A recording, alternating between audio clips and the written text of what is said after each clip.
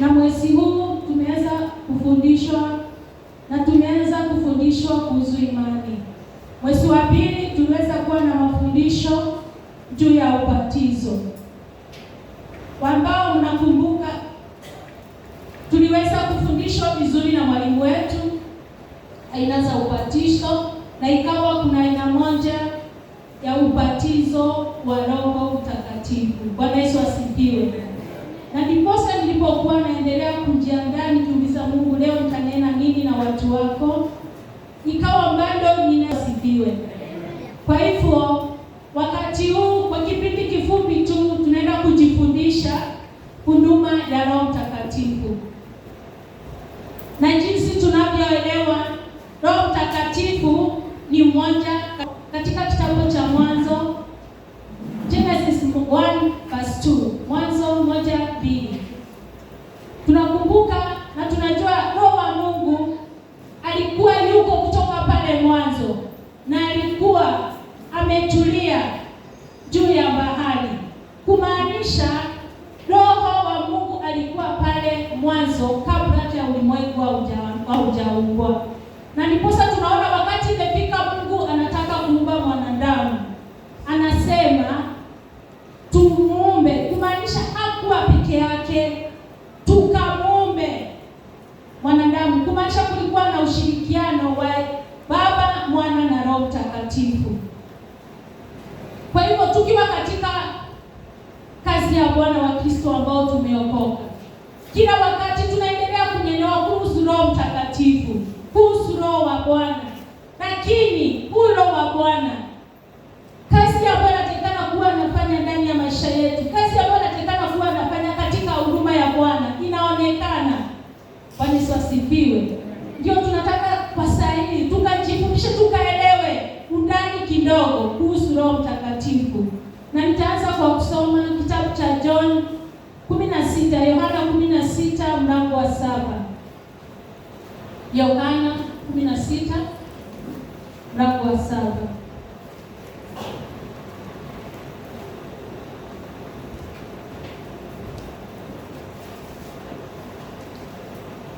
Nitasoma.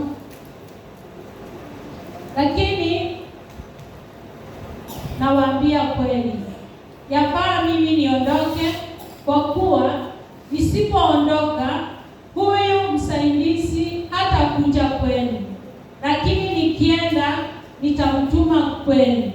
Naye atakuja, ataudhibitisha ulimwengu kuhusu dhambi, haki na hukumu. Tarudia tena. Yohana 16:7. Lakini nawaambia kweli, yafaa mimi niondoke, kwa kuwa nisipoondoka huyu msaidizi hatakuja kwenu, lakini nikienda nitamtuma kwenu. Naye atakapokuja ataudhibitisha ulimwengu kuhusu dhambi, haki na hukumu. Bwana Yesu asifiwe. Huyu ni Yesu anaongea na wafuasi wake. Anawaambia inabidi niende, kwa sababu nisipoenda sitaweza kuwatumia Roho Mtakatifu. Na Roho Mtakatifu atakapokuja atakuwa na kazi yake. Bwana Yesu asifiwe. Kumaanisha kila Mkristo ana haki, ana lazima ya kupata na kupokea Roho Mtakatifu wa Mungu. Na ndiposa tunaona anasema atakapokuja ataudhibitisha ulimwengu kuhusu dhambi, kuhusu haki na kuhusu hukumu. Praise God. Na ndiposa siku ya leo, kabla sijaendelea, ikawa na tafakari.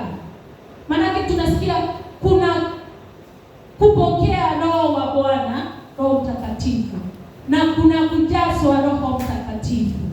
Maneno hayo mawili ni sawa ama ni tofauti? Bwana Yesu asifiwe.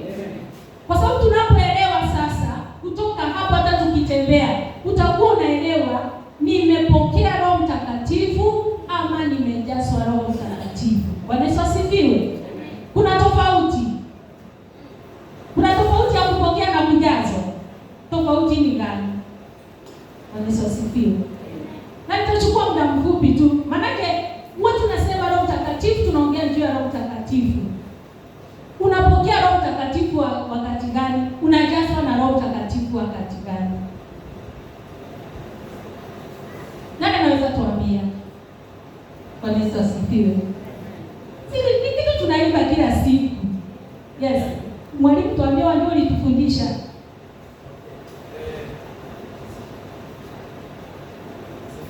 Amen. Wakati sasa mpokea kwa mara ya kwanza. Shika. Tunafundishana ni ukitoka hapa tena utakuwa ukienda unaelewa. Bwana Yesu asifiwe. Acha mwalimu akufafanulie. Kumpokea ni kule kumpokea kwa mara ya kwanza. Ulikuwa hujai ama hajai ndani yako, kumpokea kwa mara ya kwanza. Umeokoka, alafu sasa umempokea. Bwana asifiwe. Lakini kujazwa ni kama sasa umeibiwa ama umehubiriwa ama umefundishwa. Bwana asifiwe. Huko ndiko kujazwa. Tayari yuko ndani yako, lakini sasa amejazwa. Bwana asifiwe. Amejazwa na nini? Na neno la Mungu ama nguvu za Mungu ndani yako. Bwana asifiwe. Maana hiyo ndio chapi. Amen. Tumpigie mwalimu makofi. Tumeelewa hapo? Ndio mnaitikia ni kama amwelewi. Wacha nichukue chupa hapa labda tutaelewana. Bwana Yesu asifiwe. Tunaelewa na tunatembea tukijua tumejazwa na Roho wa Mungu ama tulipokea Roho wa Bwana. Hii chupa asimu haina maji. Bwana Yesu asifiwe. Huyu si Mkristo. Praise God. Ni mwanadamu kama mwingine. Alafu mtumishi wa Mungu ama mwinjilisti yoyote ile amekuja amemwendeleza kuhusu neno la Bwana, amemhubiria akitumia sasa Roho Mtakatifu wa Mungu, ameenda akakubali kwamba Yesu ni mwana wa Mungu na akakubali kufanya nini? Kuokoka. Bwana Yesu asifiwe. Hii tunasema hii chupa haina maji. Praise God.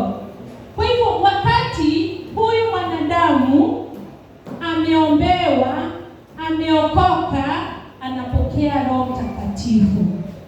So we assume hii chupa ilikuwa pale mwanzo haina kitu. Na ni mtu tumeenda tumpatia injili ya Yesu. Akakubali kwamba Kristo alikufa msalabani, akafa, akafufuka kwa ajili ya dhambi zake ama kwa ajili ya dhambi zetu. Na akasema kuanzia leo kwa imani ambayo tumefundishwa na mwalimu wetu, ninaamini na ninaokoka na ninakubali Kristo kama Mwokozi wa maisha yangu. Bwana Yesu asifiwe. Hapo anajazwa, anapokea Roho Mtakatifu wa Mungu. Ndipo sasa tunamwandaa aende akapate ubatizo wa maji. Praise God. So what happens? Kumaanisha sisi wa Kristo wote ambao tumeokoka. Bwana Yesu asifiwe. As long as umekiri Kristo kama Mwokozi wa maisha yako, umepokea nini? Roho Mtakatifu wa Mungu. So whenever you are, popote ulipo, mradi umeokoka na umekiri Kristo kama Mwokozi wa maisha yako na umepewa wokovu, you have received the Holy Spirit. Tunaelewana hapo? Haya, tusome Matendo ya Mitume 2:37 mpaka 38. Tunafundishana. Maana nilisikia bado nikihimizwa kwa sababu wakati Roho wa Mungu anafanya kazi ndani ya nyumba ya Bwana, mambo yanabadilika na mambo makubwa yanafanyika. Lakini ni kwa nini tunakaa kama tuko dormant? Tuko stagnant kwa sababu hatujamchochea yule Roho wa Bwana ambaye yuko ndani yetu. Matendo ya Mitume 2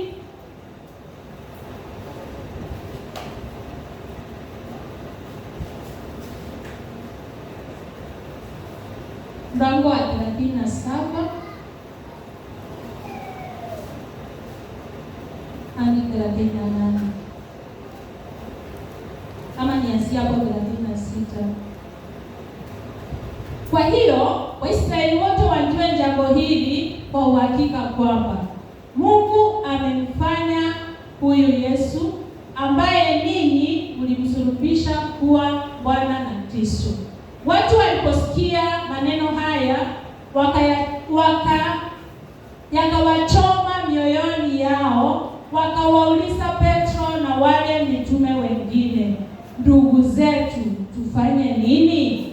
Petro akawajibu, tubuni mkabatizwe kila mmoja wenu kwa jina la Yesu Kristo, ili mpate kusamehewa dhambi zenu, nanyi mtapokea kipawa cha Roho Mtakatifu. Yesu asifiwe. Hapa ni tunaona neno linasema Petro akiwaambia hao wana wa Israeli ambao walipoona yale matendo walikuwa wamefanya, wamejazwa, wakaanza pia kutamani, wanataka kujua tufanye nini. Petro anawaambia, tubuni, msamehewe, mbatizwe ili mkaweze kupokea nini? Roho Mtakatifu. Ambapo ninaamini katika hii nyumba ya Bwana siku ya leo tumeweza kutubu, tumesamehewa. Na ndiposa mwalimu wetu akawa anasema kama kuna mtu hajaweza kubatizwa, kipindi hiki tunapoelekea wakati wa Pasaka ni muhimu sana, praise God, tukaweze kujiandaa. Maana until umekiri, umekubali, ndio unaweza kupokea Roho Mtakatifu. Hawezi kusukumiwa, hawezi kulazimishwa. Lazima itoke ndani mwako, ukafanya ule uamuzi kwa imani. Bwana Yesu asifiwe. Na unapopokea huyu Roho wa Bwana, Roho Mtakatifu, tunaambiwa inatakikana sasa uanze kukua, ndiposa ikafike mahali tukaweze kuona matunda ya Roho Mtakatifu. Bwana Yesu asifiwe. Ni kwa sababu gani sasa unakuta Wakristo wengi, yes, tuliokoka, tumekiri Kristo ni Bwana, tumeweza kupokea automatically Roho wa Kristo, but bado tuko pale pale. So nitarudi pale kwa ile chupa yangu. Mchungaji, nisaidie chupa nyingine ya maji.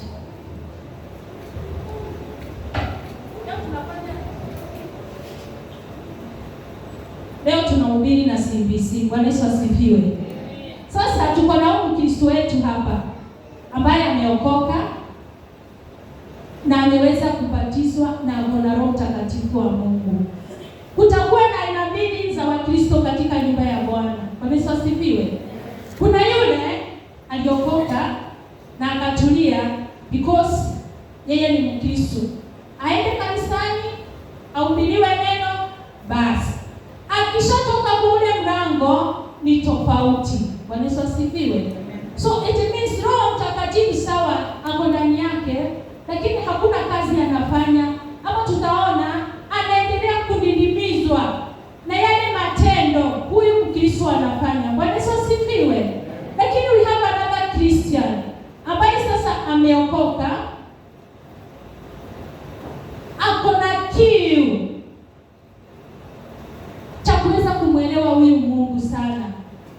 Kanisani ako na bidii, kusoma neno la Bwana ako na bidii, kwa maombi ako na bidii. So anaendelea. Bwana Yesu asifiwe. Anaendelea kujaa. Bwana Yesu asifiwe. Hii chupa sasa anaendelea kufanya nini? Anaendelea kujaa. Anaendelea kujaa. Bwana Yesu asifiwe. Anaendelea kujaa. Anaendelea kujaa. Ni wa kwenda mbele za Bwana. Watu ukijua umekosa, unakuwa ni mwepesi wa kushuka na kuomba msamaha mbele za Mungu.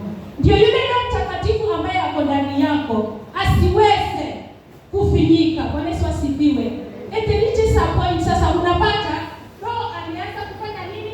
Overflow, filled. That's why inaitwa imefanya nini? Amejazwa. Because ameendelea kukua, ameendelea kiongezeka. But we have another one. Tangu akubali Kristo na aokoke, ako pale pale. Roho Mtakatifu amemdidimiza. Inafika a point sasa hata Roho Mtakatifu kwa yale matendo na zile vituko zinafanyika, hawezi kaa ndani ya huyu binadamu. Inabidi anaondoka. Praise God.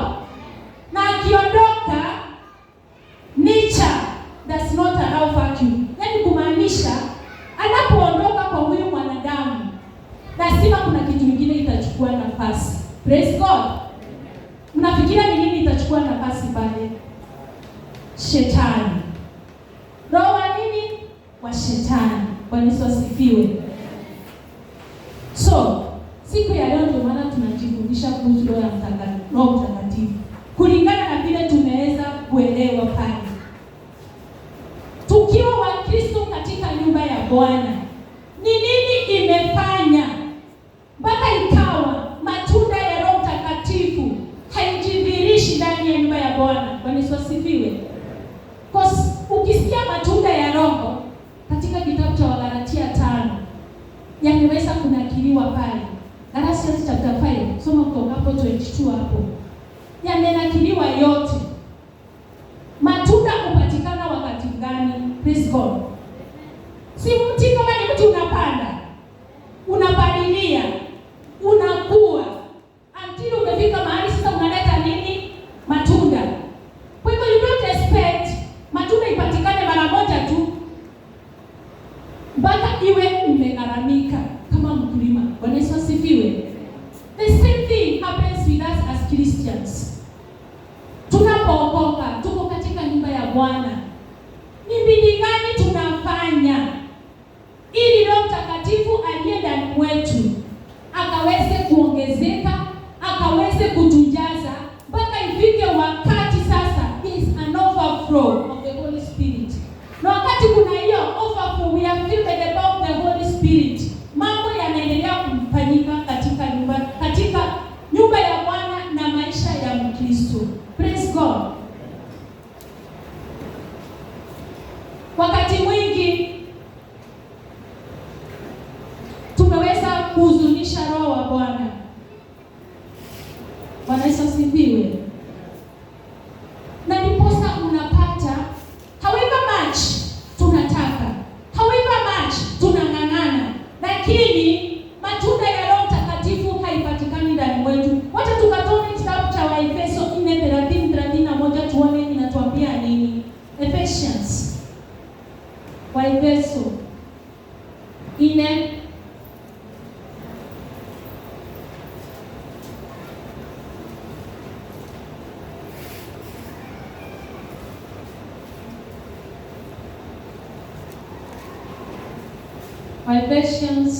Ephesians 4:30-31. Kuna mtu amepata ama nitasoma? Wala msimhuzunishe Roho Mtakatifu wa Mungu, ambaye kwake mlitiwa muhuri kwa ajili ya siku ya ukombozi. Ile siku uliokoka tu, ukakubali ya ulimwengu, nimeacha, nimeokoka, ulitiwa muhuri. Bwana Yesu asifiwe. Neno linatuambia wala msihuzunishe Roho Mtakatifu wa Mungu, ambaye kwake mlitiwa muhuri kwa ajili ya siku ya ukombozi. Ondoweni kabisa uchungu, ghadhabu, hasira, makelele na masingizio, pamoja na kila aina ya uovu. Bwana Yesu asifiwe. Sio mimi nimesema, ni neno la Bwana. So, kumbe tunapopokea Roho wa Mungu, He is in us. Bwana Yesu asifiwe. But matendo yetu yanamhuzunisha Roho wa Mungu kiasi ya kwamba kuna vipaji vimewekwa ndani mwetu, lakini Roho wa Mungu hawezi akafanya kazi ama hawezi akajitokeza. Kwa sababu gani? Tunamhuzunisha. It is written. Uchungu. Wengi wetu tunatembea tumebeba uchungu ndani ya mioyo yetu. Praise God. Amen. So many of us, uchungu. Mtu na ndugu yake, mtu na jirani yake, mtu na rafiki yake kazini. Ati tumeokoka. Don't forget. Roho Mtakatifu yuko ndani mwetu. Acha nikawa najiuliza kama kweli maana ni Mungu. Tuliambiwa ni Utatu Mtakatifu. Mungu akiwa ndani anaangalia nafsi yangu, anauliza huyu mtumishi wangu kumtumia, nitamtumia kwa jinsi gani? Bwana Yesu asifiwe. Unapata tunapokuja hapa kanisani siku kama ya leo, tunachochea, tumeambiwa na mwalimu wetu kwamba unafundishwa kwa maombi, kwa kusoma neno, mpaka Roho wa Mungu anafanya nini? Anaanza kuongezeka ndani mwako. Lakini within a moment ukitoka kule nje, you forget ni nini umebeba ndani yako. Bwana Yesu asifiwe. Unaporusha maneno mpaka Roho kama alikuwa ameketi, nilikuwa nasema ikiwa ndani ya mwili wako kama ndani ya labda kuna mahali amekaa, unatoa neno mpaka anaruka chini, anasonga kando kwa kona, kwa sababu ya yale maneno unarusha. Bwana Yesu asifiwe. Such that kama alikuwa anataka kukutumia, alikuwa anataka kutenda jambo fulani ndani ya moyo wako, haiwezekani. Praise God. Kitu cha pili tunaona ghadhabu na hasira. Haleluya. Sio mimi nimeandika, ni neno la Bwana linatuambia. So many of us anger. Hasira.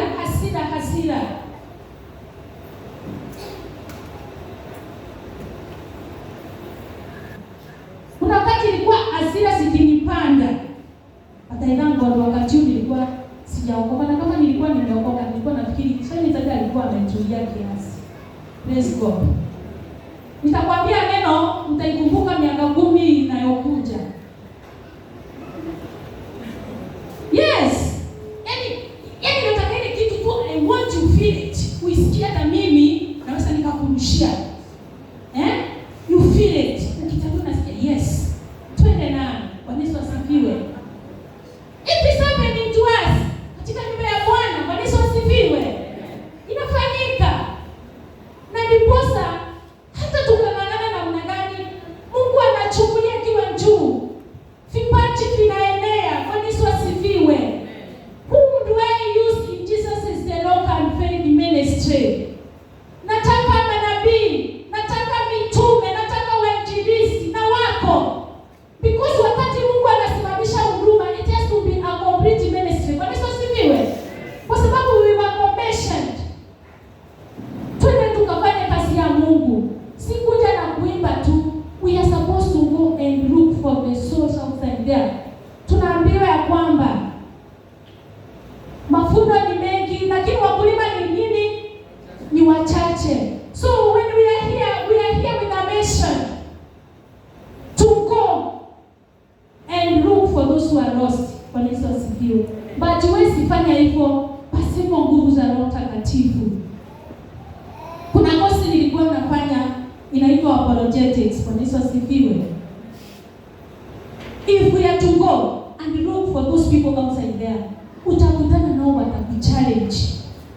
Na kama hujajazwa na nguvu za Roho Mtakatifu, Bwana Yesu asifiwe, itakuwa ni mlima.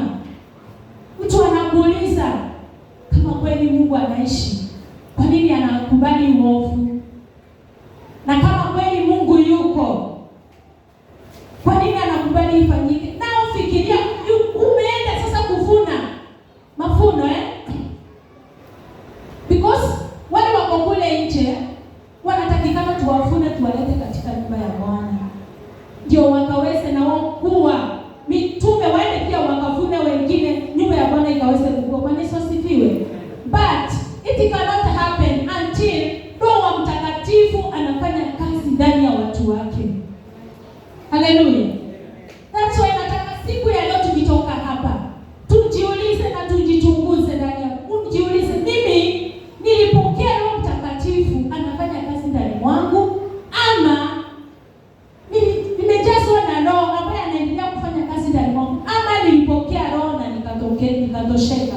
Kwa kupokea, that is automatic. As long as umekiri na kinywa chako, you receive the power of the Holy Spirit. Bwana Yesu asifiwe. Okay, tusome hiyo mitume, Matendo ya Mitume nimesoma 2 hapo mstari wa 4. Tunafundishana tu kwa muda kidogo alafu tutakuwa nimemaliza. So ni Mathayo 5 mstari wa 6.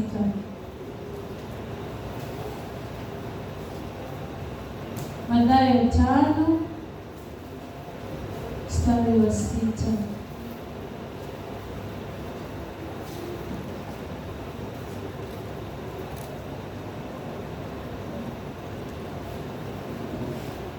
Inasema, heri mwenye njaa na kiu ya haki, maana hao watatoshelezwa.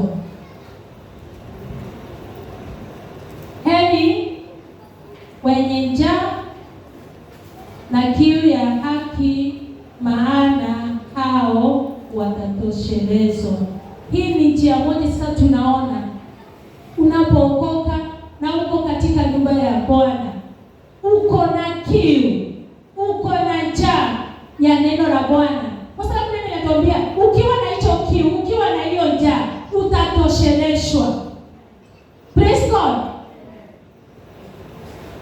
Ni mara ngapi katika shendi yako ya kila siku, praise God, unaamka tuseme saa 11, shendi yako labda inaisha saa 5 ya usiku.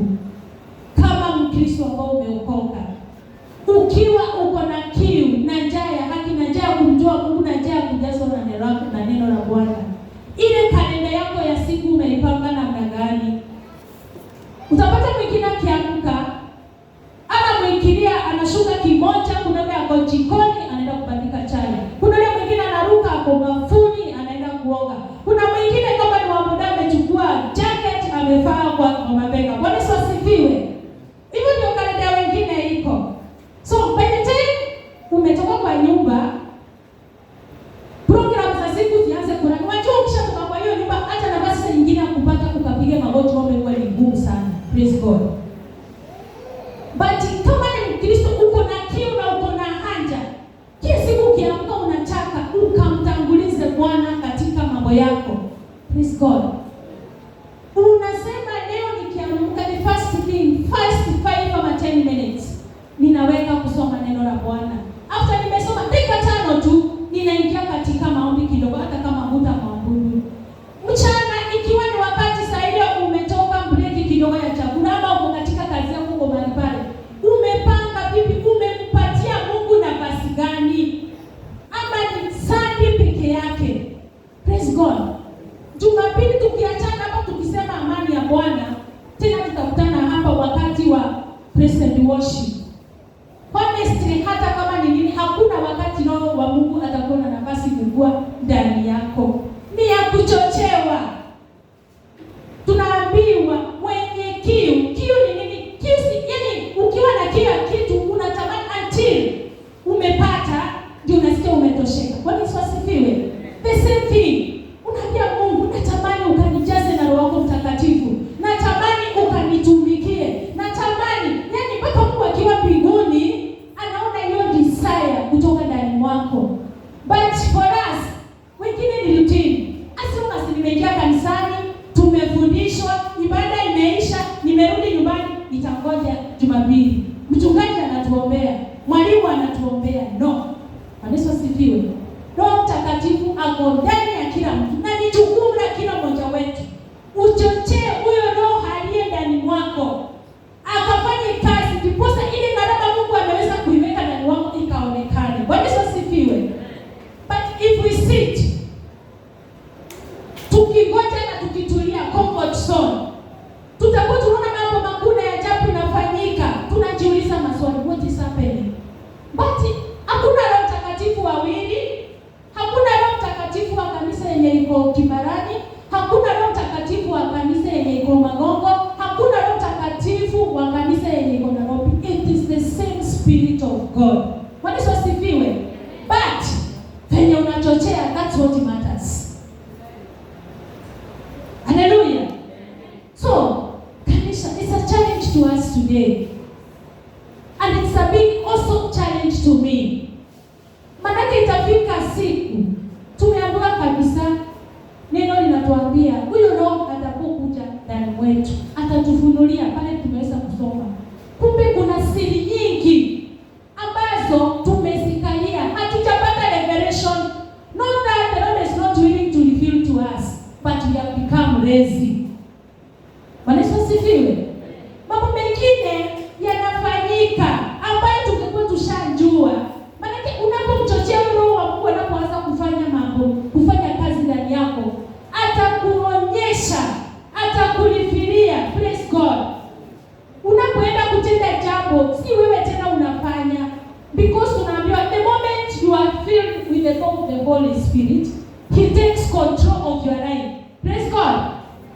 inakuwa unapowaza, unawaza ukiwa umeongozwa na Roho Mtakatifu. Unaponena, unanena ukiwa umeongozwa na Roho Mtakatifu. Praise God. But majority tunaongozwa na nguvu za kimwili, not the power of the Holy Spirit. Praise God. Ndio unapata leo wakati kama huu tuko katika nyumba ya Bwana, the next minute tukitoka pale nje, matendo yetu, maneno yetu, mawazo yetu ni kinyume na neno la Mungu. Bwana Yesu asifiwe. Bwana Yesu asifiwe. Amen. Bwana sisikii Bwana Yesu asifiwe. Amen. Ni ukweli ni urongo. We have to change. Na mpaka tukifika hapa, tunataka tuone watu wakitabiri katika nyumba ya Bwana. That's the Holy Spirit working in the house of the Lord. Tunataka tuone watu wakipona. Mchungaji hata kazi yake ikuwe rahisi hapa. Praise God. Amen. Si lazima akuje simame hapa aombe awekelee watu mikono. Inatakikana pia nyinyi ukiwa pale tukikutana na mtu amepagawa, praise the hand of that person and the demon leaves. Kama ni mtoto wa jirani ni mgonjwa, si lazima ukampigie pastor, jirani yangu mtoto ni mgonjwa. You have the power. Praise God. Unapoelewa ni nani umebeba ndani yako, mambo madogo madogo si ya kuhangaisha. Unakimbia tu naambia wewe, achana na mtoto wangu. It's not my portion. But we don't understand what we carry in ourselves. Bwana Yesu asifiwe. Ndio maana ni kwamba siku ya leo kuwachochea, lazima tujielewe sisi ni akina nani katika ufalme wa Mungu. Na tutakapojielewa, tutaacha kuhangaika na tutaacha kuhangaishwa. Sasa kuna kitu nilikuwa natafakari. Ukiwa Mkristo umeokoka na uko na Roho Mtakatifu, unatakana kupagawa na pepo. What happens for Mkristo ambao umeokoka? Ni nini huwa inafanyika? Tueleweshane hapo. What happens? Ushakiri Kristo ni Bwana, si ndio? Roho wa Mungu ako ndani mwako, hata kama labda umemsukuma tu hapo hapo chini kwa hiyo chumba mambo kwa kona kule kwa mapafu kule, umemsukuma tu na vituko zako huko. Praise God. But he still within you. Are you supposed to be demon possessed? No. So what happens? Saa ile mtu ni mgonjwa, saa ile unateseka, nini huwa inafanyika?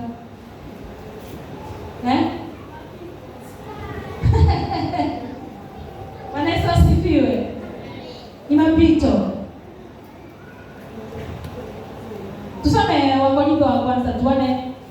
Wakorintho wa kwanza 6:19-20. Tunafundisha na mimi na ubiri nikifundisha, unajua pastor akubali.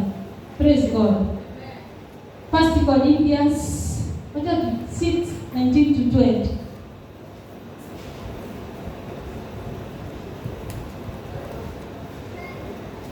I'm almost done. Unajua mimi ni mfupi wa maneno. Ukingojea tuende sana itakupita. Wakorintho wa kwanza 6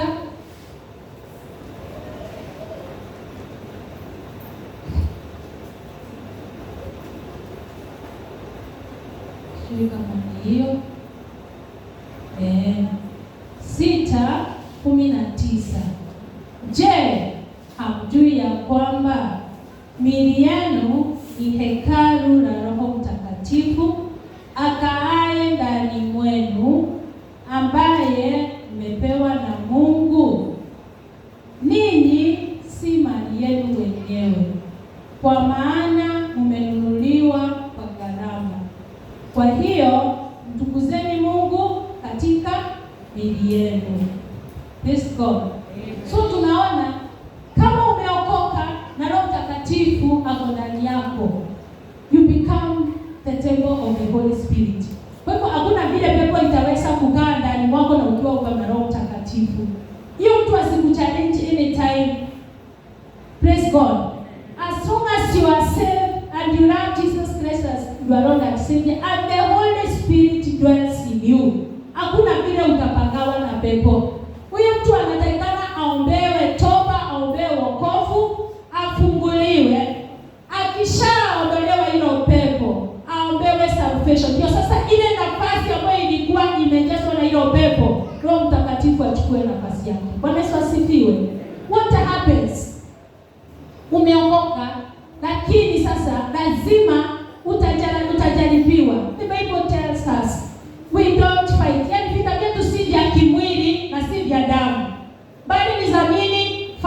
haijalishi hata kama umeokoka na uko na Roho Mtakatifu ndani mwako, lazima utajaribiwa. But now what matters, how do you respond to the temptations? Praise God. Wengine tunajaribiwa na tunapata ndio tumezama. Ulikuwa unatembea pale ni Kristo, umeokoka, Roho wa Mungu ako ndani yako. Msichana amepita hapo, tunajua kwenye siku hizi wanafaa. Macho lao yana mbazia. Utamfuata na macho huko, hata kama ulikuwa unaenda sasa utamfuata ndio umefuata, unaenda naye mpaka huko. Si ushaanguka kwa jaribu. Basi ukamwangalia na ugeuka uende na yeye, enda huko, shetani usinijaribu. Those are two people. Kuna yule amemfuata na macho mpaka amemfuata kwenye ameenda.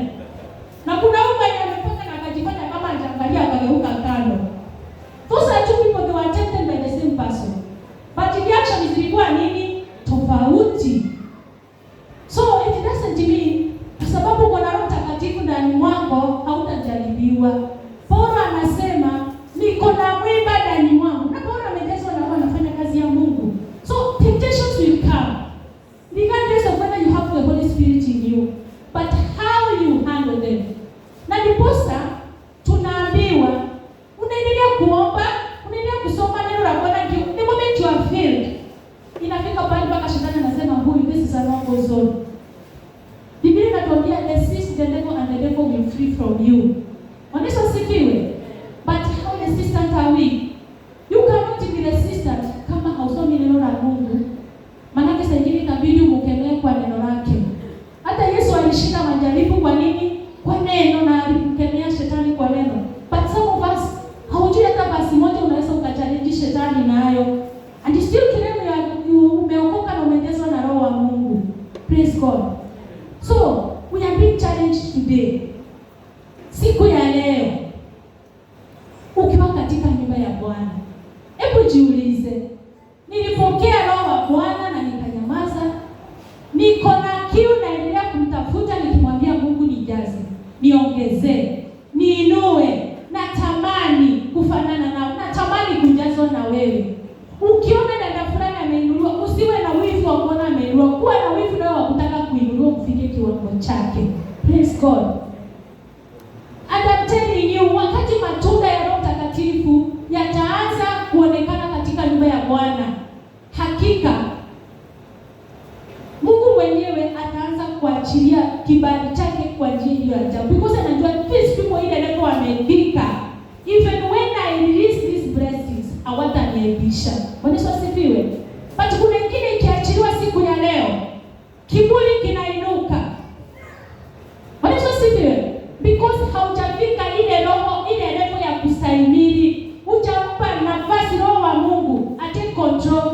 Because akichukua hiyo control, whatever the Lord gives you, he is the one who will be charged, he is the one who will be in control. Praise God. Ninapoenda kumalizia, tumeambiwa miili yetu ni hekalu la Bwana. Pale zama za kale, utukufu wa Bwana ulikuwa unadumu katika nyumba, yani hekalu imejengwa. Lakini wakati wa Yesu, sisi ndio hekalu la Bwana. Tusimwaibishe Roho Mtakatifu wa Mungu. Wapendwa, Bwana asifiwe. You will think Pastor Agnes yuko pale hakuoni, Pastor Benson yuko pale hakuoni, but Mungu aliye ndani mwako sees you inside and out. Na matendo yako ndio yatakiri ni Yesu gani unayempenda. Yatatangaza neno na injili ya Yesu unayomwabudu. Praise God. So, tunapotoka hapa katika nyumba ya Bwana, this is a challenge today. Hata ni kwangu mimi pia. Wakati unatenda jambo, jiulize, na huyu Mungu ako ndani mwangu? Na huyu Roho Mtakatifu ako ndani mwangu? What does he feel about chenye ninasema? Anahisi nini kwa hili jambo ambalo ninaenda kutenda sana? Have that second conscience.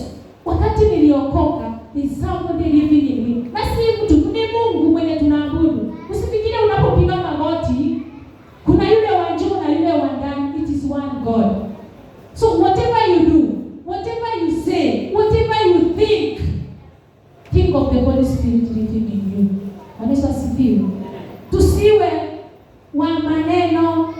matendo yetu yako kinyume na Roho wa Mungu anayefanya kazi ndani mwetu. Tumefundishwa kuhusu imani. And it is by that faith we get saved. Yesu asifiwe. So, sina mambo mengi sitaki kuharibu. Tunaposimama na mwalika mtumishi wa Mungu, kama kuna jambo ulifanya, maana tumeambiwa utajaribiwa.